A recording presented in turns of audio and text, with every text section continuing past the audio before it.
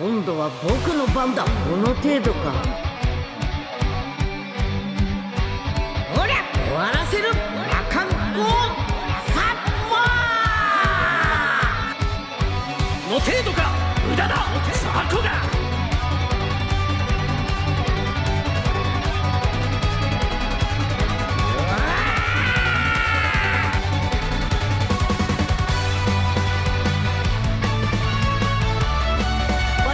こんな程度じゃ話にならないな。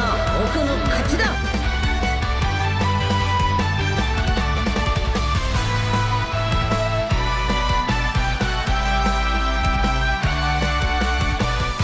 この力存分に試させてもらうぞ。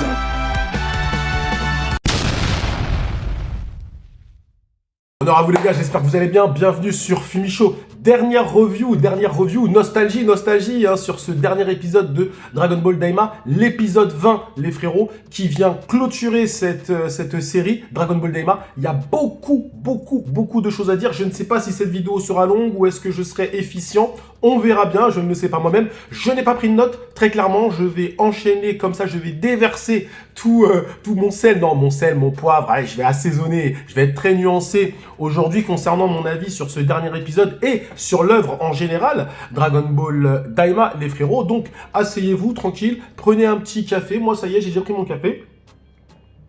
Et c'est parti. Alors, pourquoi je n'ai pas pris de notes? Pourquoi je ne prends plus de notes sur Dragon Ball Daima? Eh bien, tout simplement parce que je traite les ayants droit comme ils me traitent. À partir du moment où l'ayant droit se fout de ta gueule, eh bien, moi, je vais ne pas me foutre de la sienne. Et oui, donc ils font à la one again, je fais à la one again, moi aussi, les frérots. Et oui, on va dérouler cet épisode, de toute façon, je l'ai bien en tête. Encore une fois, dans Dragon Ball Daima, il se passe pas non plus énormément de choses. Très clairement, il y a tellement pas de texte, il n'y a rien, que de toute façon, c'est très facile de passer en review l'épisode, parce qu'il parle jamais. Bref, on est dans l'avènement du SSJ4. Transformation ultime de Sangoku, ok? Il est passé en SSJ4 d'une façon incroyable, on peut le dire. C'était extraordinaire. En termes d'animation, je pense franchement qu'on est sur un top 2, top 3 cette année. C'est-à-dire que cette année, et je le dis, hein, déjà en 2025, cette scène-là, la transformation de Goku et tout, vraiment, on sait qu'on est dans le top. Clairement. Alors, il y aura du Kimetsu no Yaiba, il y aura du Jujutsu Kaisen, il y aura du solo leveling qui va faire très très fort, clairement. Mais, obligatoirement, cette scène de Sangoku qui se transforme sera obligatoirement dans les top 3 des plus belles scènes de l'année 2025. Maintenant, est-ce qu'on est dans une scène iconique légendaire? Je vous explique ce que c'est que iconique. Iconique, c'est la transformation de Goku en SSJ3 contre Buu. C'est iconique. C'est pas légendaire, mais c'est iconique parce que on l'a tous retenu, on a tous kiffé. On est bien d'accord sur ça. C'est ce que j'appelle, c'est ce que je décris comme une scène iconique. Après, il y a la transformation légendaire. Légendaire, c'est le SSJ1 de Goku sur Namek ou le SSJ2 de Gohan contre Cell. Ça, ce sont des transformations légendaires. Ça a été fait de façon légendaire. C'est-à-dire que même quelqu'un qui ne connaît pas Dragon Ball connaît cette scène. Personne ne peut passer à côté du SSJ1 et du SSJ2. C'est obligatoire. Ok. Par contre, le SSJ3, tu peux passer à côté. Ok. Donc, cette transformation de Goku en SSJ4, est-ce qu'elle est iconique ou légendaire? Eh bien non, ni l'une ni l'autre. Tout simplement parce que ça ne raconte rien. En plus, on a eu un élément à la fin de l'épisode qui vient littéralement défoncer toute la petite symbolique qui restait dans cette transformation. On a eu un élément derrière qui vient le balayer. Donc non, on n'est pas dans l'iconique ni le légendaire, on est dans le beau. C'est beau. C'est beau, c'est clair, ça sera repris, machin et tout, mais est-ce que dans 10 ans, on parlera encore de cette transformation? J'en doute franchement. Mais sait-on jamais, évidemment, je peux me tromper. Donc, Goku passe en SSJ4. Il fonce sur Goma. Il le défonce. C'était prévisible. J'ai été assez impressionné de voir que Goma rendait quand même quelques coups. Je rappelle que ce même Goma, King Goma, comme je l'ai appelé, combattait Vegeta en forme Saiyan simple juste avant. Vegeta, même en SSJ3, le défonçait. Et là, Goku, en SSJ4, qui est vraisemblablement plus puissant que Vegeta SSJ3, fait un bon match, il le fume, mais il y a quelques coups, enfin, il rend quelques coups, Goma. On se doute bien que c'est pour le spectacle, et que, évidemment, King Goma, franchement, à ce niveau-là, utilise son troisième œil à fond, ok? Donc, d'un point de vue artistique, scénaristique et chorégraphique, c'est somptueux. Déjà, la première patate de Goku, il l'enfonce, c'est extraordinaire, franchement. Franchement, Dragon Ball Daima, il y en a marre de dire que c'est beau, parce qu'on aimerait dire autre chose que c'est beau, justement. Mais c'était beau, c'était magnifique. Maintenant, qu'est-ce que ça raconte à l'intérieur? Bah, ça ne raconte rien. Ça ne raconte rien parce que les personnages ne parlent pas. Et oui, rendez-vous compte, vous avez eu presque 5 minutes, personne ne parle. Pourquoi ils font ça? Parce qu'il n'y a pas le temps. Parce qu'on doit aller vite. Parce qu'on a très mal géré le rythme. Donc maintenant, on doit aller vite. Et normalement, Goku SSJ4 contre King Goma, ça devait faire un épisode. Ça doit faire un épisode normalement. C'est un combat ultime. Un combat ultime, tu fais pas une moitié d'épisode et même pas une moitié. Tu fais pas un quart, un tiers d'épisode. Non, tu fais un épisode complet. Mais parce que les personnages vont parler, il va y avoir des interactions, les gens vont commenter, c'est pour ça que ça va prendre un épisode. Mais là, le problème, c'est que personne ne parle. Donc en fait, tu as le combat directement condensé, tac tac. Bref, c'est mon avis, en tout cas, je trouve que c'est dommage. C'est dommage, les frérots. Donc, Goku fait son combat, ok? Mais ça a l'air au bout d'un moment d'être compliqué pour lui parce que Goma a des capacités de régénération qui sont juste extraordinaires, ok? Est-ce qu'il y a un parallèle avec Kid Buu? Peut-être, je ne sais pas, ou peut-être un clin d'œil. Mais en tout cas, la problématique de Goma, c'est surtout sa capacité de régénération. Ok, même quand Goku va lui faire ce Kamehameha, ce Makai Kamehameha, clairement, il va réussir à se régénérer, mine de rien. D'ailleurs, on en parle de ce Kamehameha, il était incroyable. Et on a senti que c'était l'attaque finale. C'est l'attaque finale. Ce qui se passe après, c'est plus du gag. Mais l'attaque finale, c'était le Kamehameha. Là, petite déception de ma part, parce que je trouve que lorsque tu fais un animé hommage, le Kamehameha doit revenir évidemment, mais le Genkidama me paraît être une évidence. C'est la technique qui a mis fin à Kid Buu. C'est quand même c'est une technique emblématique dans Dragon Ball. Pourquoi? Parce que c'est la technique qui rassemble toute l'énergie naturelle et bon, dans le cas de l'arc Buu, on va dire toute l'énergie positive de l'humanité et même de l'univers. Ok, donc quand le Genkidama, c'est une attaque symbolique pour terminer un arc. Après attention, le Genkidama ne termine pas toujours. Le Genkidama contre Freezer, ça n'a rien terminé, et contre Vegeta non plus. Donc là, je ne te dis pas que le Genkidama aurait dû tuer Goma. Je te dis juste que c'est dommage de ne pas avoir eu au moins un Genkidama dans Dragon Ball Daima, ni la téléportation de Goku. On a quand même, c'est un animé hommage, donc tu fais des hommages à plein de choses. On est bien d'accord, hein, tu fais des hommages à plein de trucs, plein de petites scènes et tout. Il y en a beaucoup. Hein. La transformation de Goku, les plans, etc., quand il crie, tout ça, ce sont des hommages. Je pourrais vous mettre les clins d'œil, enfin les choses qu'ils ont piqué pour pouvoir refaire ça, ok?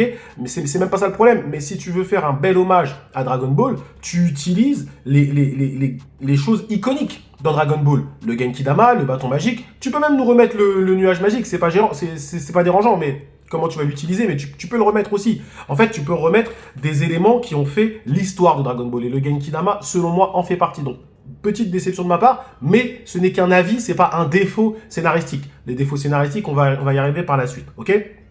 Donc, gros Kamehameha de Goku qui arrive à percer Goma, donc incroyable à ce niveau-là. Et ensuite, on arrive à la fameuse technique de frapper 3 fois dans sa nuque pour pouvoir lui retirer l'œil. Donc Piccolo arrive et il frappe 2 fois et après il se prend un coup. Donc encore une fois, là, vraiment manque de respect pour Piccolo, parce que Piccolo n'aura vraiment servi à rien dans cette série. S'il n'était pas là, c'était pareil, hein, les frérots. Donc en fait, ça sert à quoi de mettre des personnages qui ne servent à rien?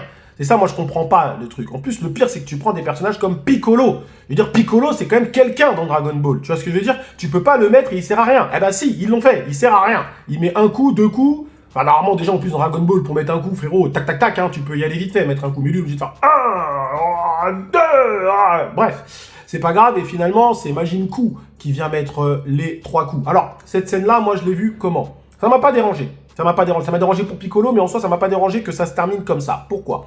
Parce qu'on a eu le combat stratosphérique, on a eu les explosions de puissance, on a eu le Kamehameha, le Makai Kamehameha. J'ai pas de problème à ce niveau-là, d'accord? Le Kamehameha, d'ailleurs, est, selon moi, plus iconique que la transformation, la façon dont elle a été faite. Hein. Le Kamehameha, il était vraiment extraordinaire. Extraordinaire. Vous voyez à un moment quand il lance le Kamehameha, le fait que on voit un peu le monde, il perce les mondes, etc., machin et tout, ça raconte plus de choses pour moi. Ça raconte plus, c'est vraiment l'attaque finale. Maintenant, attention aussi, ok? Et après, je passerai évidemment sur Majin Buu, je ne l'ai pas oublié. Mais attention les frérots, ça reste une fin d'ennemi, l'une des plus mauvaises fins d'un ennemi de fin d'arc de Dragon Ball. Je vous rappelle une chose, ok? On peut même reprendre depuis Dragon Ball, hein, quand Goku est enfant. Quand Goku finit Piccolo Daimao, c'est Goku, le sauveur de la Terre, qui vient détruire le démon, qui vient détruire celui qui vient tuer les terriens, etc. On est d'accord? Donc c'est Goku devient le sauveur, ok? Et quand il combat Piccolo Junior, donc là c'est le retour de Piccolo, il sauve encore une fois la Terre, mais cette fois-ci, il finit son arc narratif parce que Goku n'avait jamais gagné le tournoi. Donc il gagne le tournoi, il devient le guerrier des arts martiaux, on va dire le combattant des arts martiaux le plus fort au monde. Donc il termine son arc narratif, ok? Il a sauvé la Terre, donc on a Goku le sauveur, mais Goku étant un spécialiste des arts martiaux, il fallait qu'il gagne le tournoi. Et son tournoi, il le gagne contre Ma Junior. Donc vous voyez, c'est parfait dans l'écriture, ok? Donc c'est une fin, j'ai envie de dire, logique, iconique et bien écrite, ok? Pareil, dans tous les ennemis de Dragon Ball, quand, par exemple, tu prends Goku qui combat, pareil, Vegeta, bah, c'est Goku, évidemment, le sauveur qui combat la menace, les Saiyans, etc. Et il combat ses propres frères, mais il ne les tue pas. Il ne les tue pas, ok? Ensuite, lorsqu'il combat Freezer, eh bien, c'est Goku, encore une fois, le Saiyan, qui vient venger son peuple, contre contre l'oppresseur, celui qui a oppressé le peuple. On est bien d'accord aussi sur ça. C'est la même chose. Freezer a détruit la planète. Goku vient détruire, tuer celui qui oppresse son peuple. Donc il a une certaine forme de... C'est lui le représentant. Et Vegeta lui passe un petit peu le flambeau. Quand Vegeta pleure, il lui dit tue-le, vas-y tue-le. Même Vegeta qui est quand même très fier. Ok? Pareil pour l'arc Cell. Cette fois-ci, c'est Gohan à qui Goku a passé le flambeau qui devient le sauveur de la Terre. Qui tue la menace, à savoir Cell. On est bien d'accord. Vous voyez ce que je veux dire? Dans Dragon Ball, on a toujours une logique. Et pareil pour l'arc Buu. Là, cette fois-ci, et de façon assez subtile et intelligente, Toriyama l'a fait, ce sont les Terriens, à travers Goku, leur sauveur, qui vont détruire la menace Kid Buu. Voilà, tu nous as oppressés, bah, et tout ce que tu veux, ok? Eh ben nous, maintenant, on va te rendre ça, et l'énergie positive de la Terre va détruire l'énergie négative. Le bien l'emporte sur le mal, ok? Donc, il y a toujours une symbolique dans Dragon Ball, dans les combats, dans les méchants, on va dire, dans les arcs, l'arc final. Là, dans Dragon Ball Daima, quelle est la symbolique? Il n'y en a pas. Même s'il y en a une, elle est très petite. Mais je vais vous dire pourquoi il n'y en a pas. Parce que Goma, déjà de 1, ne raconte rien. Le fait que Goma oppresse le peuple, on l'a vu une fois, vite fait, quelques gendarmes, allez machin, mais on n'a pas vu des choses... Voilà, les gens sont pas là en train de dire « Ouais, Goma, on n'en peut plus. » Non. Tu vois, c'est très très subtil. Ok? Goma n'est pas vraiment une menace. Parce que même Goma, le fait qu'il s'attaque à la Z-Team, c'est un peu bizarre. Tu vois, je m'attaque à eux au cas où un jour ils viennent... Vous voyez ce que je veux dire? Donc, la finalité, le fait que Goma, il meurt pas, en plus ils le finissent par un Mafuba, mais ça ne raconte rien symboliquement, c'est faible. C'est faible parce que Goma est faible comme antagoniste. Vous voyez ce que je veux dire? Tous les antagonistes que je vous ai cités, ce sont des bons antagonistes. Piccolo, Daimao, Freezer, Cell, etc. Buu, tout ça, ce sont des bons antagonistes. Mais Goma, c'est très certainement l'un des plus mauvais antagonistes de toute l'histoire de Dragon Ball. Même Pilaf raconte plus de choses que lui. Franchement, hein. Mais je suis sérieux, hein, c'est pas une blague. Hein. Donc, quand tu as un ennemi aussi faible scénaristiquement, tu n'arriveras pas à faire une fin symbolique. Tu n'y arriveras pas. Parce que l'ennemi ne raconte rien.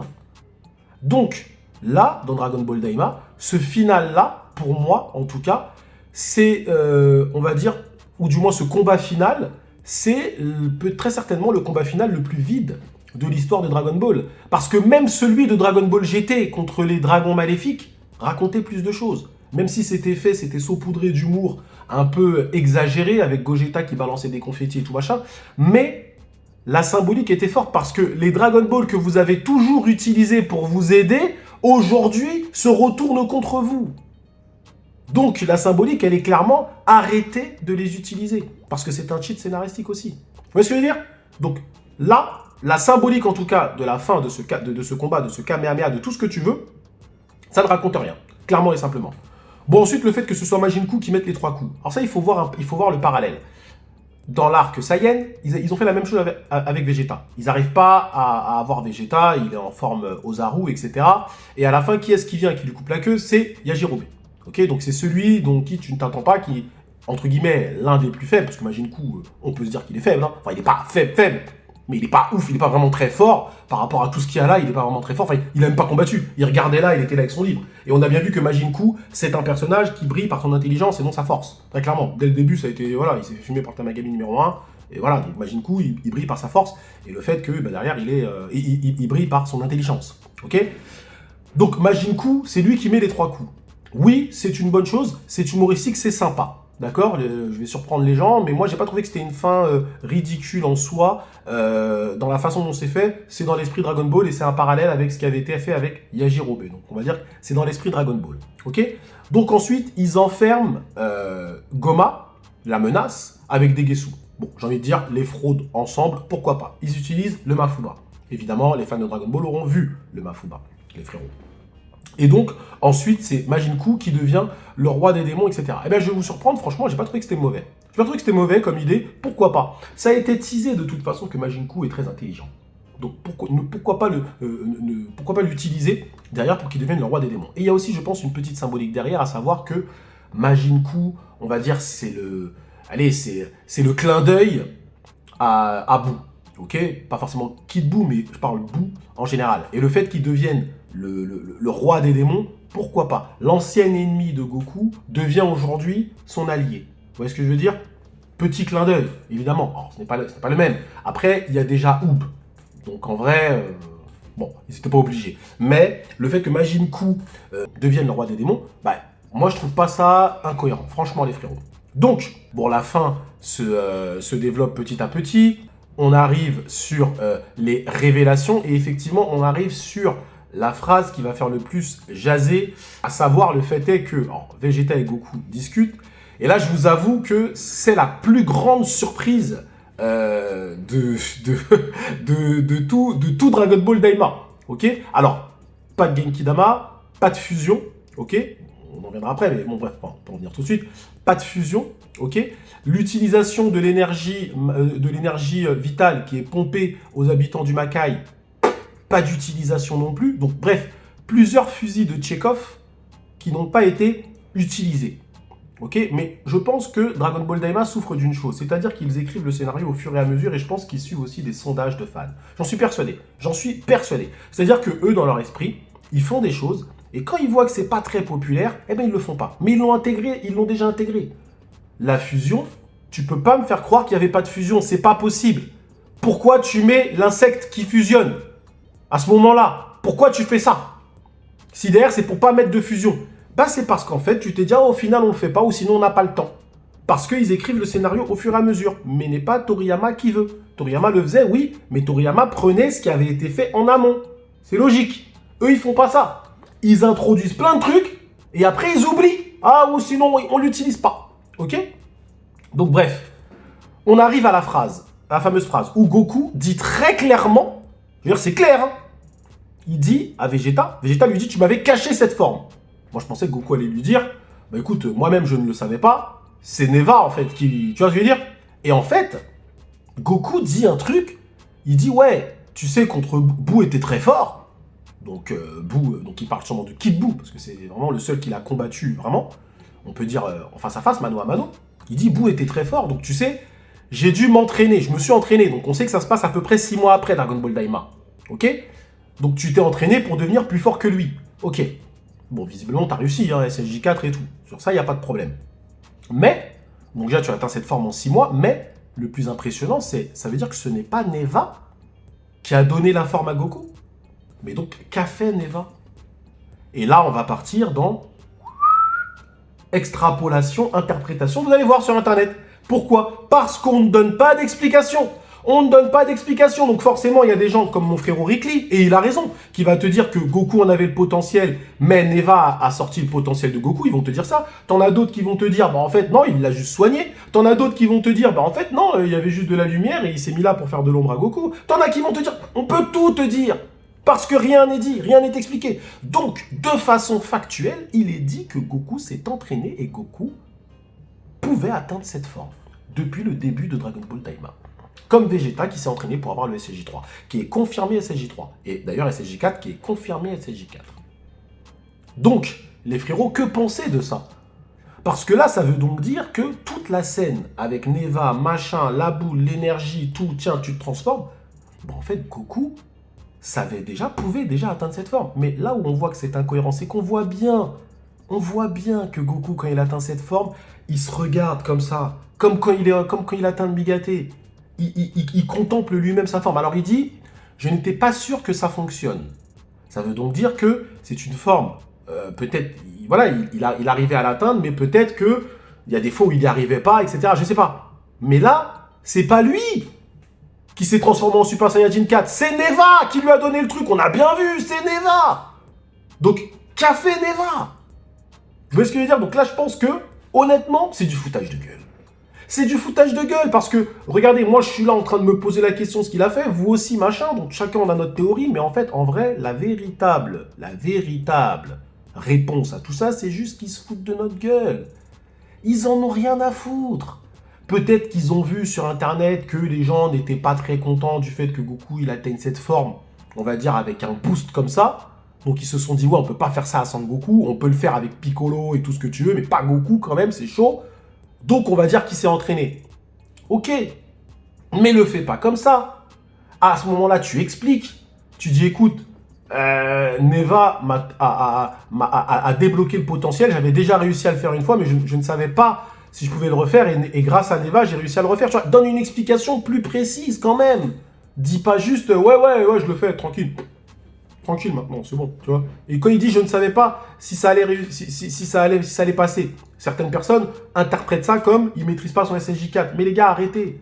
Je ne savais pas si ça allait réussir. Bah, il a réussi.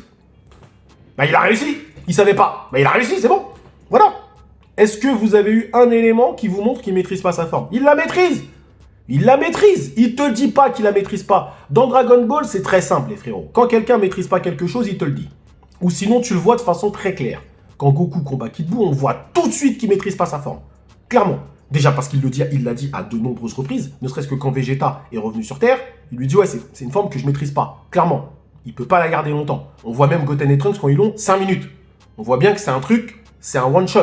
On le voit bien. Et Goku le dit, de toute façon. Goku le dit à très nombreuses reprises. Et il le dit même à Piccolo. Ok? Donc, il n'y a pas de débat sur le fait que Goku ne maîtrise pas son SSJ3 lorsqu'il combat contre Kid Buu. Il n'y a même pas de débat sur ça. Il y a beaucoup de débats stupides dans la communauté Dragon Ball, mais celui-là, personne ne peut l'avoir. Parce que ça a été dit à de trop nombreuses reprises. Par contre, sur le SSJ4, à quel moment, quel élément factuel vous avez qui vous laisse à penser que Goku ne maîtrise pas son SSJ4? Le mec, il repasse en SSJ4 avec un petit sourire en mode, allez, il montre à Goma, ouais, 1, 2, 3 et 4 maintenant. Il combat jusqu'à la fin. Il garde sa forme du SSJ4. Mais j'ai même envie de vous dire qu'il la maîtrise mieux que le SSJ3. Et à la question, est-ce que Goku maîtrise son SSJ3? Bah évidemment. S'il passe au 4, c'est qu'il maîtrise le 3. Non mais attendez les gars. On passe pas au SSJ3 sans maîtriser le SSJ2. On passe pas au SSJ2 sans maîtriser le SSJ1. Ah, arrêtons les débats stupides, je suis désolé. Donc là, très clairement, Goku maîtrise le SSJ3. Et pour moi, il maîtrise le SSJ4. En tout cas, je n'ai aucun élément qui me laisse à penser qu'il ne le maîtrise pas. Clairement. Donc cette phrase-là, c'est un fuck. C'est un fuck. C'est un gros doigt d'honneur qu'ils ont fait à tous les fans. Je vous le dis très clairement, c'est un manque de respect. Mais il n'y a pas que ça. Je vais vous expliquer pourquoi ils nous manquent de respect. Ils se foutent de notre gueule, les frérots. Je vais vous dire pourquoi ils se foutent de notre gueule. Regardez, un détail, hein. Mais tu pouvais faire ça dans les années 90, ça passait. Mais là, faire ça dans Dragon Ball Daima, là maintenant, pour moi, encore une fois, c'est mini foutage de gueule. Je vais vous montrer une image. Ça, c'est les chaussures de Goku quand il est petit, ok? Et ça, c'est les chaussures de Goku quand il est grand. Les gars, ils changent même ses chaussures. Comme ça, allez hop, ils s'en foutent. Ils se foutent de notre gueule. Je vous dis, ils en ont rien à foutre, les gars. Ils en ont rien à foutre. Je vous dis, en fait, il faut bien comprendre une chose. Moi, attention, moi je suis de la génération Senseiya, quand Seiya remettait son armure et changeait de pantalon. Hein. Donc bref, je suis pas choqué. Mais ça, c'est juste, comment dire, une preuve comme quoi ils s'en foutent. Ils s'en foutent de la cohérence, machin. Ils s'en tapent de ça. Ok? Et je vais répondre d'ailleurs à la question, est-ce que c'est canon ou pas? Est-ce que Dragon Ball Daima est canon ou pas? Moi, je vous dis que Dragon Ball Daima est canon. J'ai aucun élément. Alors, on va me dire, bah t'as le SSJ4. Ouais, mais ils s'en foutent, encore une fois. Ils s'en foutent, ça a été dit que c'est Toriyama qui a fait le scénario et ça a été dit que Toriyama a lui-même raccroché les wagons. Tu veux quoi de plus? C'est canon. C'est canon, clairement et simplement. C'est juste que c'est canon, mais c'est incohérent. Après, ils vont peut-être, derrière, donner des informations en te disant « Ah, peut-être c'est une autre timeline, machin. » Peut-être, hein. Je dis pas le contraire. Mais à l'heure d'aujourd'hui, c'est canon. Ça peut peut-être changer par la suite, mais à l'heure d'aujourd'hui, c'est canon. Alors, c'est canon, mais incohérent. Parce que le SSJ4 ne revient pas. Alors, t'as des mecs qui vont... Attention, t'as des mecs qui vont venir sur la toile et qui vont essayer de chercher des excuses pour lesquelles Goku n'a pas utilisé le SSJ4 contre Beerus. Hein. T'en as qui vont essayer. Hein. Il y a des mecs qui essayent tout, de toute façon, sur Internet. Il y en a qui vont dire, ouais, mais non, en fait, il l'a pas utilisé parce que il était fatigué, des trucs comme ça, il avait mal à la jambe et tout. Alors que le gars lui-même te le dit dans le manga. Hein. Le gars lui-même te le dit. Il te dit, ouais, c'est tout ce que j'ai, je suis à fond, je vais vous mettre le screen. Mais il y en a qui vont trouver des excuses encore, vous inquiétez pas, il y a toujours des mecs pour trouver des excuses. Ok? En fait, ce qui rend la canonisation de Daima très difficile à avaler, c'est le SSJ4. Tu as le SSJ3 de Vegeta, qui pour moi, effectivement, n'est pas cohérent dans le sens où Vegeta ne réutilise pas cette forme par la suite, mais on va dire que ça peut s'expliquer parce que le SSJ3 a tellement de défauts qu'on peut surinterpréter, et je dis bien surinterpréter, en disant « Ouais, c'est peut-être trop énergivore, machin, peut-être qu'il n'utilise plus, machin, enfin voilà. » C'est pas une forme, on va dire, que tu peux utiliser de façon très quotidienne. On le sait. On le sait à ce niveau-là. Donc on va dire que pour le SSJ3 de Vegeta, c'est pas cohérent. Pour moi, c'est incohérent, mais ça peut se débattre. Vous voyez? Donc moi, pour moi, ça peut se débattre. On peut discuter de ce sujet-là, ok? Tout en sachant que dans Dragon Ball, on a déjà eu des personnages qui se sont énervés, hashtag Gohan dans le tournoi, qui foncent sur Popovich, je crois, et qui n'est pas en SSJ2, c'est-à-dire qu'il y va pas à fond. Alors on te dira c'est Popovich l'adversaire en même temps. Oui, je suis dire, mais il est énervé, il en peut plus, tu vois, donc c'est un peu ça. Donc t'es pas obligé, on va dire, d'être full power, peut-être qu'il était énervé, peut-être qu'il était pas full power, bref, ça peut se débattre. Je suis pas d'accord avec ça, attention, hein, je suis pas d'accord. Hein. Pour moi, c'est une incohérence claire, nette et précise. Mais c'est un truc qui peut se débattre, ok? Pareil pour l'histoire de Kibito et de Shin, ça peut se débattre parce que derrière, s'il y a une partie 2, bon voilà, même si je pense pas, mais bref. Mais ça reste une incohérence, attention. Mais le SSJ4, c'est trop. Le SSJ4, en fait, le problème, c'est que c'est vraiment la forme ultime. Le SSJ4, en fait, en expliquant que Goku pouvait repasser en SSJ4, bah en fait, ils te rendent Dragon Ball Daima avec les autres incohérents. Donc, ça devient incohérent, mais t'es obligé d'accepter que c'est canon. En fait, je sais pas si vous vous rendez compte du foutage de gueule ultime, quand même, qu'ils viennent de faire. C'est un truc de ouf. C'est-à-dire qu'on vient de te dire, là, on a mis une nouvelle forme que Goku ne réutilise pas par la suite. Vous le savez parce que vous avez regardé Dragon Ball Super. Donc c'est incohérent avec la suite. Mais nous, on va vous dire que c'est canon. Est-ce que vous vous rendez compte de la puissance du foutage de gueule quand même? C'est une dinguerie. C'est une dinguerie. C'est-à-dire que c'est incohérent de façon claire, nette et précise. Mais on va te dire que c'est canon. Parce que Akio Yoku l'a dit. Akio Yoku a dit que c'est Toriyama. Akio Yoku a dit que Toriyama a raccroché les wagons. Nanana. Donc on te dit que c'est canon, mais en fait on te met un élément qui fait que toi tu peux pas croire que c'est canon en fait. Mais ils te disent oui si c'est canon, c'est comme ça. Tu dois l'accepter, c'est tout. Donc c'est très compliqué.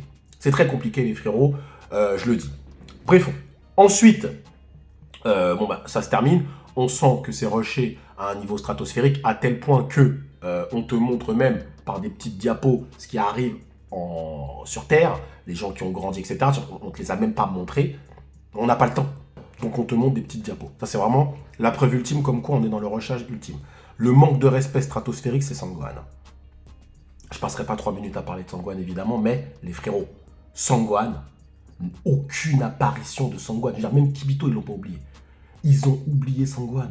Alors, est-ce que le fait est qu'on n'ait pas vu Gohan, mais complètement, c'est pour nous montrer que peut-être derrière Gohan a fait quelque chose sur Terre.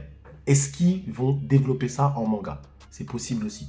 Ok, mais, ou en animé, j'en sais rien, mais le manque de respect ultime, c'est vraiment de ne pas avoir vu Gohan. Non mais quand même, les gars, on parle de Sangohan, mais c'est quoi ce manque de respect à Sangohan? Franchement, en fait, au bout d'un moment, s'il se base sur les sondages, mais faites un sondage sur Sangohan, Sangohan, il est ultra populaire. Sangohan, il est ultra populaire. Je pense même que Sangohan est presque aussi populaire que Vegeta. Ok, Sangoku, évidemment, est le plus populaire, c'est normal, c'est Sangoku. Vegeta est très populaire, mais je pense que Sangohan est au moins aussi populaire que Vegeta. Sangohan, il est très populaire. Quand Sangohan, il a passé sa forme bis, mais il a retourné Internet. Hein. À chaque fois que tu as une apparition de Sangohan, tout le monde pète un câble. Sangohan, il est ultra populaire. Comment tu peux faire ça à Sangohan? C'est un truc de fou. En plus, ça n'a même pas d'intérêt. Mais juste, tu le montres. Tu dis, il vient pas, il reste sur Terre, parce qu'ils ont besoin d'un guerrier qui reste sur Terre, on sait jamais ce qui peut se passer. Fin, mais on va rien dire parce qu'on comprend bien que tu peux pas inclure Gohan là-dedans. Ça fait beaucoup, ça fait trop. Ok? Et surtout que si tu sais pas comment l'utiliser, voilà. Mais bref, non, franchement, le manque de respect ultime, c'est Sangohan. Et ensuite, on arrive sur la fin.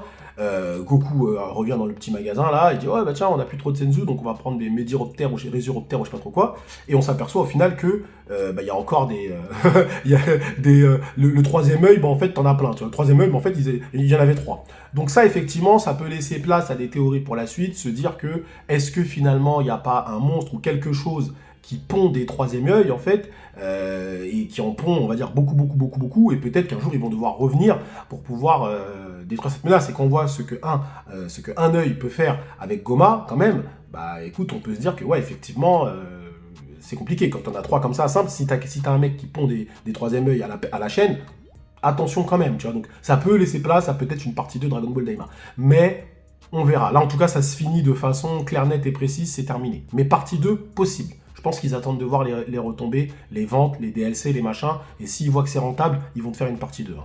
Ils s'en foutent, clairement. On va leur dire, ah, mais vous savez, c'est incohérent parce que au niveau du début de Battle of God, ça va commencer à être compliqué. Ils vont dire, ah, on s'en fout. Fais-le, on s'en fout. Ils vont le faire. Ils vont le faire, clairement et simplement. Bon, maintenant, mon avis d'un point de vue global de Dragon Ball Daima. Alors, les frérots, je vais peut-être vous surprendre, mais Dragon Ball Daima n'est pas non plus dégueulasse, ok? Je sais qu'il y a beaucoup de youtubeurs derrière qui disent que c'est de la merde, machin et tout, ok. Mais il faut bien vous rendre compte d'une chose. Il y a l'avis des youtubeurs, des influenceurs, ok? Et il y a l'avis des spectateurs en général. Et quel est le plus important? Évidemment, c'est l'avis des spectateurs. Et quand vous allez sur les différentes plateformes, ok, bon, les Américains, eux, ils ont kiffé Daima, clairement. Mais bon, les Américains, en même temps, ils kiffent un peu tout ce qui se passe dans Dragon Ball. Mais bref, ils ont kiffé. Ok, donc c'est quand même déjà un bassin de spectateurs beaucoup plus puissant que la France. Mais bref, vous prenez Crunchyroll France. Il y a, je crois, sur 70 000 avis, Dragon Ball Daima est très bien noté. Je crois que c'est plus de 4 ou 4,5 sur 5.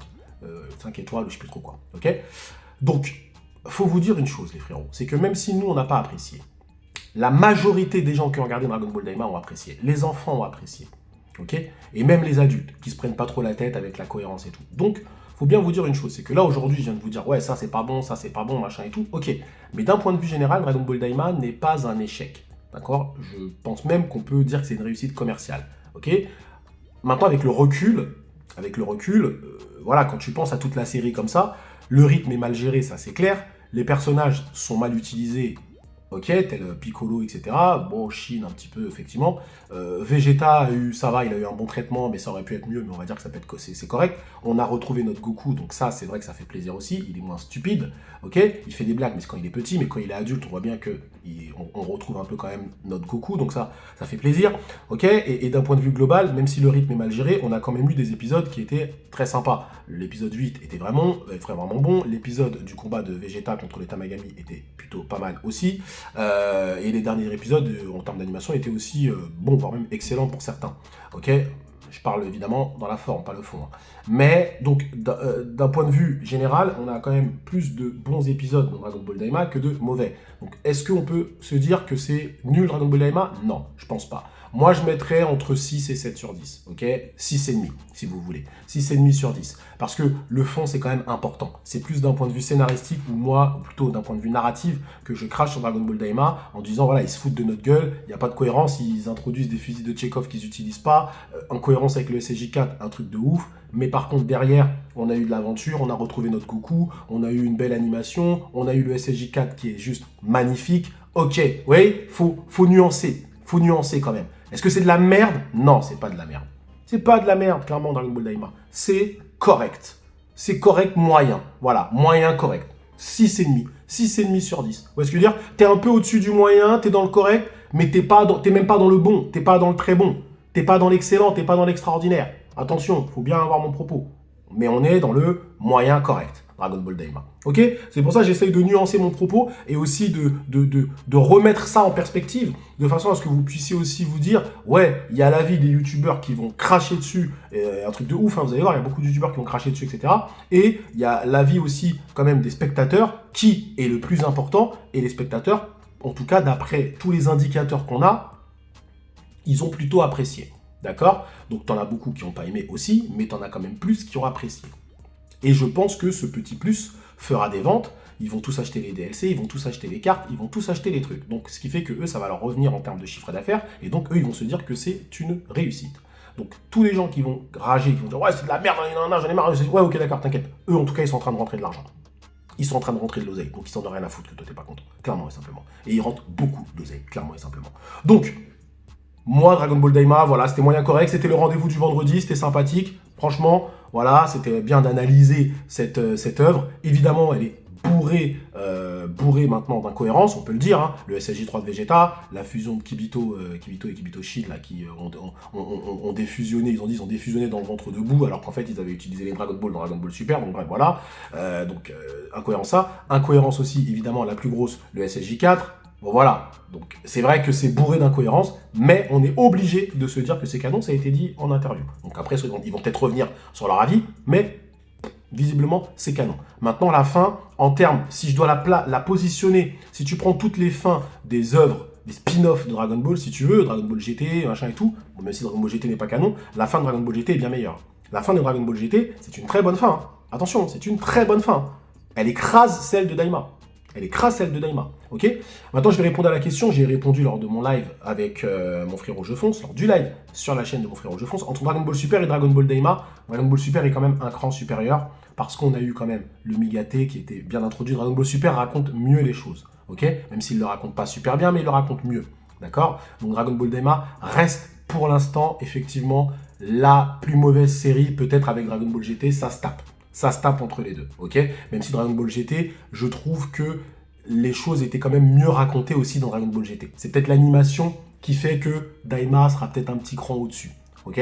Mais pour moi, on est dans le kiff-kiff. Avec le temps et avec le recul, je pourrais peut-être vous dire l'un ou l'autre. Pour l'instant, je peux pas vous dire. Pour l'instant, c'est kiff-kiff avec Dragon Ball GT. Ok. Voilà les frérots, je vous ai donné mon avis global sur la série. Une série moyen, correcte. Un traitement des personnages bon pour certains, mauvais pour d'autres, comme Gohan, comme Piccolo, etc. Des fusils de Chekhov qui n'ont pas été utilisés. Genki Dama, on n'a pas vu. Goku, téléportation, on n'a pas vu. Transformation SSJ4. Incohérente avec le reste de l'univers Dragon Ball, du moins avec Dragon Ball Super. Donc bon, voilà, même si la forme en soi est belle, dans le fond, c'est n'importe quoi. Neva, au final, pas trop d'informations aussi sur Neva. Il donne des power-up. Bah, en fait, non, il n'a pas donné de power-up. Neva ne donne pas de power-up. Les gens qui diront Neva donne des power-up, je dirais non, Neva ne donne pas de power-up. Goku savait le faire. Donc voilou, et on a quand même eu un animé hommage avec pas mal de petites scènes qui nous rappellent l'univers Dragon Ball. D'ailleurs, la dernière phrase de Sangoku, est-ce qu'on peut considérer que Goku a dépassé Kid Buu avec cette forme SSJ4? Selon moi, oui. Après, c'est une interprétation de ma part parce qu'il ne le dit pas clairement. Et effectivement, ce qu'il a montré avec le SSJ4, pour mentir, c'était assez impressionnant. Mais attention, ça n'a pas été dit, mais dans Dragon Ball, les choses sont assez simples. Voilà les frérots, merci à vous d'avoir suivi cette longue review, dernière review Dragon Ball jusqu'au bout. Prenez soin de vous. Et que l'honneur soit avec la Z-Team, Goku, avec Dragon Ball Daima. Allez, pour la fin, que l'honneur soit avec Dragon Ball Daima. C'était sympathique. C'était pas ouf, mais c'était sympathique pour la fin. 今度は僕の番だ。この程度か。ほら、終わらせる。羅漢光サッマー。の程度か無駄だ雑魚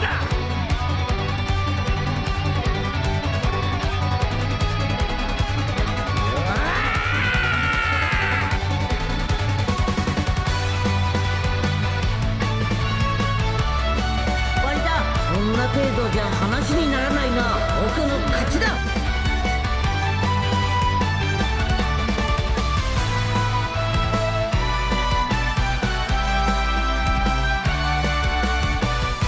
この力存分に試させてもらうぞ。